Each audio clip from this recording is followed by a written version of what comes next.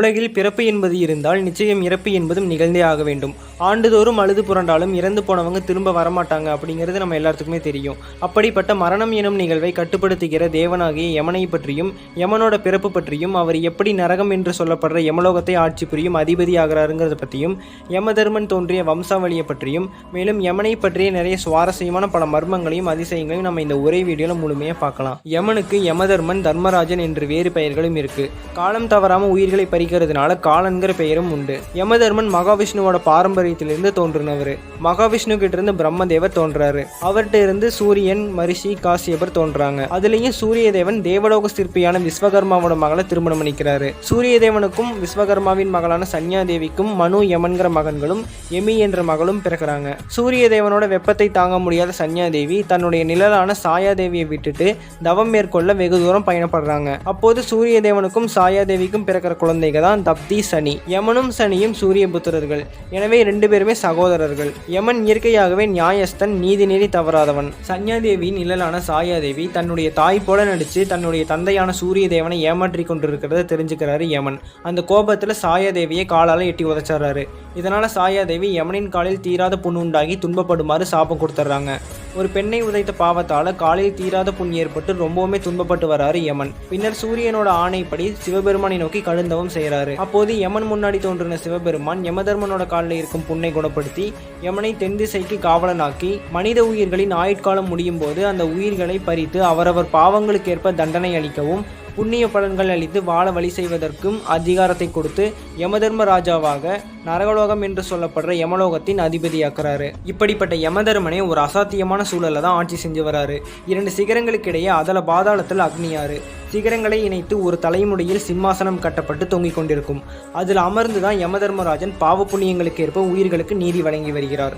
எப்போது யமனுக்கு நீதி தவறும் சூழல் ஏற்படுகிறதோ அப்போது அந்த தலைமுடி அருந்து சிம்மாசனத்துடன் சேர்ந்து யமனும் அந்த அக்னி ஆற்றில் விழுந்து அழிந்து போவார். இப்படிப்பட்ட ஒரு அசாத்தியமான சூழ்நிலையில தான் யமதர்மனை ஆட்சி புரிந்து நீதி வழங்கி கொண்டிருக்கிறாரு. சிவபெருமான் தனக்கு சமமான வாகனத்தை யமனுக்கு தர விரும்புகிறாரு. அதனால தன்னுடைய வாகனமான ரிஷபத்திற்கு இணையான ஒரு கரிய எருமை மாடு ஒன்றை உருவாக்கி அதை யமதர்மனுக்கு வாகனமாக கொடுக்கிறாரு. மேலும் மனித உயிர்களின் பாவ புண்ணிய கணக்குகளை யமதர்மனுக்கு எடுத்துரைக்க சித்திரகுப்தன் எனும் கணக்காளரையும் நியமிக்கிறாரு சிவபெருமான். யமனோட இந்த அகோரமான தோற்றத்துக்கு என்ன காரணங்கிறத பார்க்கலாம். மனித உயிர்களின் பாவ புண்ணியத்தை அனுசரித்து நீதி வழங்கும் பணியை தவறின்றி செய்ய யமனுக்கு பல சோதனைகள் நடந்தது. அதுல எல்லாம் வெற்றிகரமாக தேர்ந்து வந்தவர் ஒரு முறை தன்னுடைய தலையாய கடமையை மறந்துறாரு.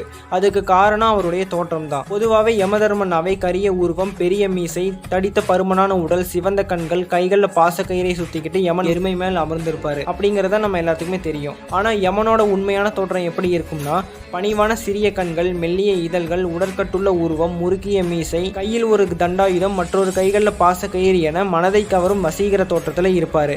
அதன் காரணமாக தேவலோக பெண்கள் பலரும் யமன் மேல காதல் கொண்டு அவரை சுற்றி வருவாங்க. அதனால ஏற்பட்ட காதல் மோகத்தால யமதர்மனும் தன்னுடைய கடமையை மறந்து பணிகளை நிறுத்த யமலோகத்தில் உயிர்களின் வரவு என்பது இல்லாமல் போனது.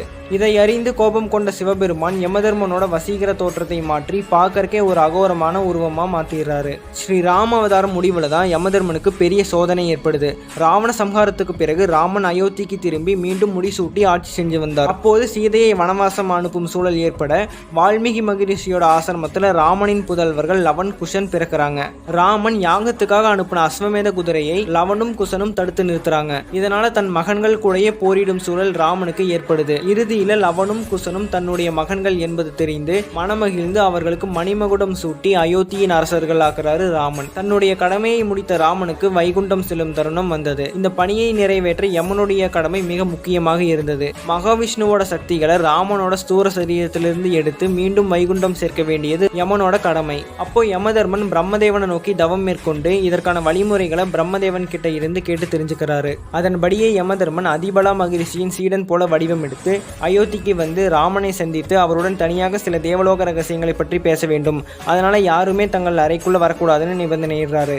அதற்கேற்ப ராமனும் தன்னுடைய சகோதரனான லக்ஷ்மணனை அழைத்து அறைக்கு வெளியே காவலுக்கு நிறுத்துறாரு.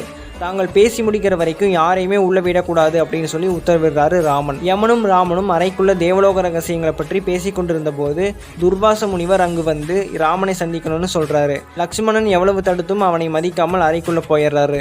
இதனால் தன்னுடைய கடமையை தன்னால் சரியாக செய்ய முடியலையே அப்படிங்கிற வருத்தத்தில் லக்ஷ்மணன் சரையு நதி கரைக்கு சென்று ஆற்றுக்குள் இறங்கி பிராண தியாகம் செய்கிறாரு. தகவல் அறிந்த ராமன் ஓடோடி சென்று யார் தடுத்தும் கேட்காம சகோதரனை காப்பாற்ற சரையு நதியில் குதித்து அதன் வெள்ளத்தில் மூழ்கிறாரு. இவ்வாறு ராமாவதாரம் முடிவுக்கு வந்தது. ராமலக்ஷ்மணனின் ஆத்மாக்களை வைகுண்டத்திற்கு அழைத்து செல்ல வழி செய்கிறாரு யமன். நசிகேதஸ் என்பவன் யமதர்மராஜனை சந்தித்து அவரோடு பேசி தனது சந்தேகங்களை தீர்த்து கொண்டதை உபநிடதம் கூறுகிறது. அதுபோலவே ஸ்ரீ ராமனும் யமனுடன் உரையாடி பிறப்பு இறப்பு ஆத்ம விடுதலை பற்றிய பல தத்துவங்களை தெரிஞ்சுக்கிறாரு. விஷ்ணுவின் ராமாவதாரத்திற்கு அடுத்தபடியாக கிருஷ்ணாவதாரத்தில் வேதங்கள் உபநிடதங்கள் சாஸ்திரங்கள் என அனைத்து தத்துவங்களையும் கண்ணன் அனைவருக்கும் உபதேசமாக வழங்குவதற்கு ராமாவதாரத்தில் யமதர்மராஜாவோட ராமன் உரையாடிய அந்த சந்திப்பு உதவி இருக்கலாம். மேலும் கருட புராணத்தில் கருடனின் பிறப்பு இறப்பு ஆத்ம விடுதலை பற்றிய சந்தேகங்களுக்கு பகவான் ஸ்ரீ விஷ்ணு அளித்த விளக்கங்களுக்கும் ராமாவதாரத்தில் நிகழ்ந்த யமன் ராமன் உரையாடிய அந்த சந்திப்பு காரணமாக இருந்திருக்கலாம். அவதார புருஷனுக்கே உபதேசம் செய்யும் அளவுக்கு ஞானம் பெற்றவர் யமதர்மன். அடுத்து நாம சிவபெருமான் ஏன் யமதர்மனை காலால உதைக்கிறாருங்கிறத தெரிஞ்சுக்கலாம். 16 வயது நிரம்பிய மார்க்கண்டேயன் உயிரை பறிக்க யமன் பாசக்கயிறை வீசுறாரு. அப்போது மார்க்கண்டேயன் சிவலிங்கத்தை கட்டி அணைச்சுக்கிறாரு. அதனால பாசக்கயிறு சிவலிங்கத்தையும் சேர்த்து கட்டியது. அந்த சமயத்துல தோன்றிய சிவபெருமான் மார்க்கண்டேயனுக்கு எப்போதும் 16 வயது மட்டுமே அப்படின்னு வரம் கொடுத்து யமனோட பணியை தடுக்கிறாரு. ஆனாலும் யமதர்மன் தடுப்பது சிவனாகவே இருந்தாலும் தன்னுடைய பணியை செய்தே ஆக வேண்டும் என சிவபெருமானை எதிர்த்து மார்க்கண்டேயனோட உயிரை பறிக்க முற்படும் போது கோபம் கொண்ட சிவபெருமான் யமதர்மனை காலால எட்டி உதைக்கிறாரு. நீதியும் நேர்மையும் தவறாமல் சத்தியத்தை நிலைநாட்டும் பொறுப்பை ஏற்ற யமதர்மன் அதற்கான ஞானத்தை பெற வேண்டி ஆதிபராசக்தியை நோக்கி கடுந்தவும் செய்கிறாரு. அப்போது அவர் முன் தோன்றிய அம்பிகை யமதர்மனுக்கு அளவற்ற ஞானங்களை கொடுக்கறாங்க. மேலும் ஆதிபராசக்தியான அன்னையின் திருவடி தனது மார்பில் பட வேண்டும்னு யமதர்மன் விரும்புறாரு. காலம் வரும்போது அது கை கொடும்னு சொல்லிட்டு மறைஞ்சிடறாங்க ஆதிபராசக்தி. மார்க்கண்டேயனை காப்பாற்றிய போது சிவபெருமான் தன் இடது காலால யமனை உதைக்கிறார். அர்த்தநாரீஸ்வரரான சிவபெருமானின் இடது கால் அன்னை ஆதிபராசக்தியின் கால் என்பதால் யமதர்மன் வேண்டிக் கொண்டபடியே அன்னையின் திருவடி யமனின் மார்பில் பட்டு ஞானம் வேண்டி மேற்கொண்ட தவம் முழுமையடைந்தது. பல்வேறு யுகங்களில் யமனும் கூட சில அவதாரங்கள் எடுத்து அருள் புரிந்ததாக புராண வரலாறுகள் உண்டு. அதை நாம் இப்போ பார்க்கலாம். மகாபாரத காலகட்டத்தில் யமதர்மனின் அம்சத்தில் தோன்றினவர் தான் விதுரர். அவர் சொன்ன நீதிகளும் சன்மார்க்க விதிகளும் விதுர நீதிங்கிற நூல் வழியை நாம தெரிஞ்சுக்கலாம். பஞ்ச பாண்டவர்களின் மூத்தவரான தர்மன் கூட அன்னை குந்தி தேவிக்கு யமதர்மனின் அனுகிரகத்தால் பிறந்தவர் தான். எப்பேற்பட்ட சூழ்நிலையிலும் தர்மம் தவறாமல் ஆட்சி புரிந்த யுதிஷ்டிரர் யமதர்மனின் அம்சம் என்பது குறிப்பிடத்தக்கது. பொதுவாக யமன் என்றாலே மரணத்தை கொடுக்கிறவர், பாசக்கயிறை வீசி உயிர்களை பறித்து நரகத்தில் தள்ளி சித்திரவதை செய்கிற ஒரு கொடிய தேவன்னு நினைச்சு பலரும் பயந்து கொண்டிருக்காங்க. ஆசை பேராசையில் மூழ்கி போய் பொன் பொருள் புகழ் ஆகியவற்றை நம்பியே வாழ்றவங்க மரணத்தை நினைச்சு பயந்து கொண்டு மரணமில்லா பெருவாழ்வு வாழ தவம் இருப்பாங்க. ஆனால் அனைத்தையும் துறந்து பழிப்பாவங்கள் செய்யாம தனக்கான கடமையை சரியா செஞ்சு பல உயிர்களுக்கு புண்ணியம் செய்தும் வாழ்கின்ற உன்னத பிறவிகள் யமன் எனும் யமதர்மராஜனை தரிசனம் செய்ய விரும்புவாங்க. சத்தியத்தை கடைபிடித்து நீதியும் நேர்மையும் தவறாமல் நிலைநாட்டி வாழும் இவர்களுக்கு மரணம் பற்றிய பயமே இருக்காது. இந்த வீடியோ உங்களுக்கு பிடிச்சிருந்தால் லைக் பண்ணுங்கள், மற்றவங்களுக்கு ஷேர் பண்ணுங்கள். யமதர்மன் பற்றிய உங்களது கருத்துக்களை மறக்காமல் நம்ம கமெண்ட்ஸில் சொல்லுங்கள். இது போன்ற தெய்வங்கள், கோவில்கள், புராண கதைகள் மற்றும் தமிழ் வரலாறு சார்ந்த பல சுவாரஸ்யமான பதிவுகளை பார்க்க நமது ரிலாக்ஸ் வித் மீடியா யூடியூப் சேனலை மறக்காமல் சப்ஸ்கிரைப் பண்ணிக்கோங்க. இது போன்ற மேலும் ஒரு நல்ல வீடியோவில் உங்களை சந்திக்கிறேன். நன்றி, வணக்கம்.